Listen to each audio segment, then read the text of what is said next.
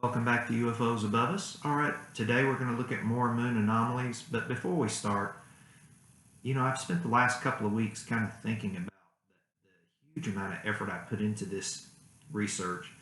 And the question I have to ask is it really worth it?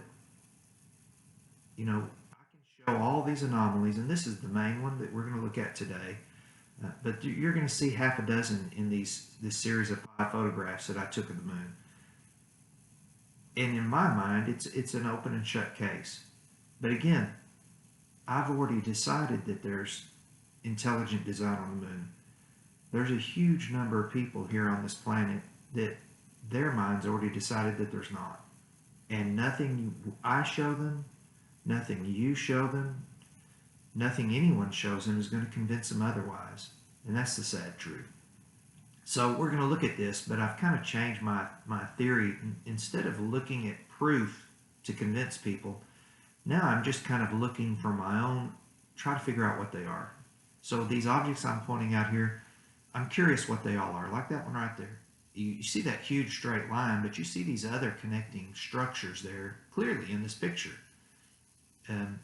So what are they? I wonder what they're used for. And that's going to kind of be my transition as I do this.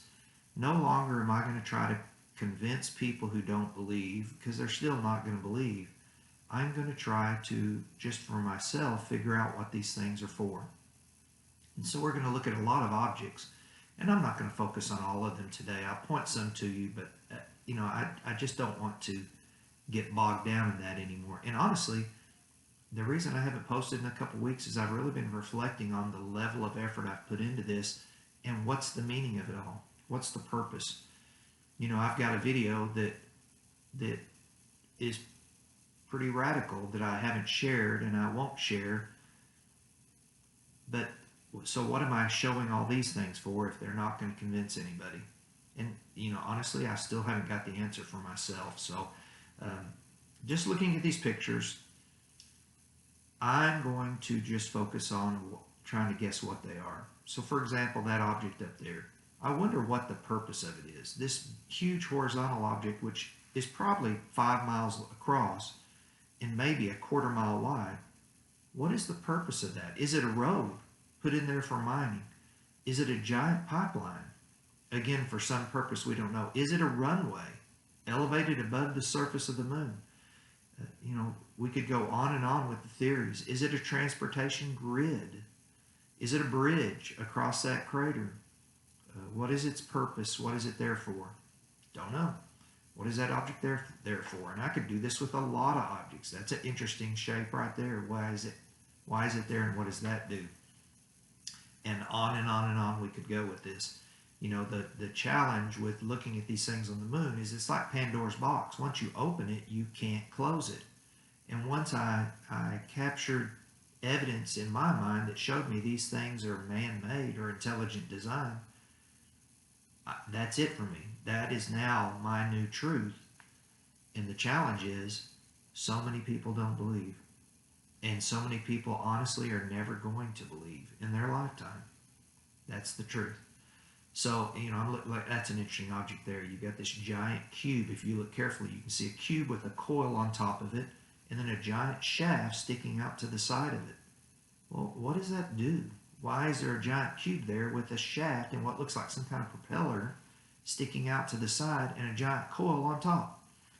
And then you can look at all these other craters, and if you were really motivated, they're all something. They all have a meaning. That one there, what is that? Why is that on the edge of a crater like that? And the question is, what's their purpose? For example, this, you can see that huge rectangle elevated, casting a shadow with some kind of support structure there. Is that a monolith like from the movie we all watched, 2001? I don't know. So as I look at this, that's kind of what I'm going to be focusing on, is the purpose of these objects that I see all over the moon, rather than trying to convince people who are never going to believe that there's intelligent design on the moon. Because that's the truth. They're not going to believe. We could show them pictures till we're blue in the face. We could invest every minute of our lives trying to collect evidence for them, and they're not going to believe. because they refuse to, because it goes outside of what makes them comfortable. Some people are open-minded to this and some aren't. So that's the reality we live in. And my question now is, do I want to keep putting this much effort into sharing with others, knowing that the vast majority of people don't believe? If you've got a few hundred people that are supporting, but there's millions of people that look at YouTube every day, and the majority of them are absolutely convinced there's nothing on the moon, then what's the point of all this effort? So I guess to wrap up, the question I have to ask is, when it comes to the government and disclosure, the first question is society really ready for full disclosure? Be honest with yourself and answer that question. And I've given it some thought over these last 2 weeks, and the conclusion I came up with, no. Unfortunately, the majority of people just aren't ready. So in the near future, we won't see disclosure. So do what you think is right.